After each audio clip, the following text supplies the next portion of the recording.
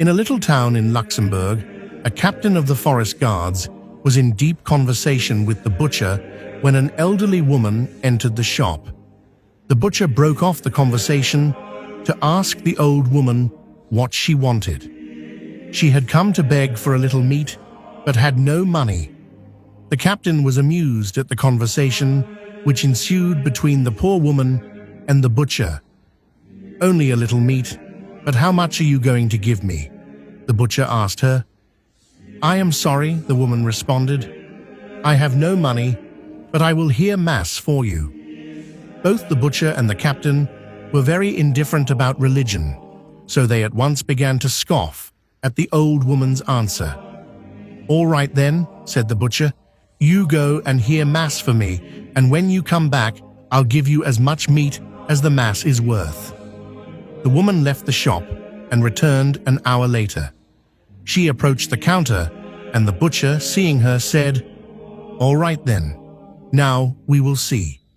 He took a slip of paper and wrote on it, "I heard a mass for you." He then placed the paper on the scales and a tiny bone on the other side, but nothing happened. Next, he placed a piece of meat instead of the bone, but still the paper proved heavier. The captain, who had decided to stay on at the shop to see how the small drama would end, looked at the butcher. Both men were beginning to feel ashamed of their mockery. The butcher placed a large piece of meat on the balance, but still the paper held its own. The butcher, exasperated, examined the scales, but found they were all right. Placing an extremely large piece of meat on the scale, it still favored the weight of the paper. Removing both items, he again checked the mechanism of the scale, and then weighted several other items, and the scale proved to be exactly accurate. Exasperated, the butcher said kindly to the woman, "What do you want, my good woman? Must I give you a whole leg of mutton?" At this, he placed the leg of mutton on the balance, but the paper outweighed the meat. An even larger piece of meat was put on, but again the weight remained on the side of the paper. This impressed the butcher so much that he converted and promised to give the woman her daily ration of meat.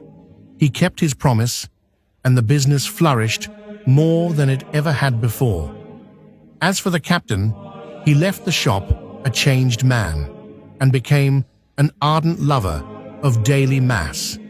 Because of that incident, he became a daily attendant at mass, and his children were trained to follow his example. Peace and happiness in the home increased as the love of God grew in the family.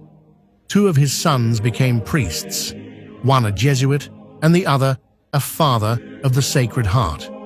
Later, when his sons became priests, the captain advised them to say Mass well every day and never miss the sacrifice of the Mass through any fault of their own. Father Stanislaus finished by saying, "I am the religious of the Sacred Heart, and the captain was my father."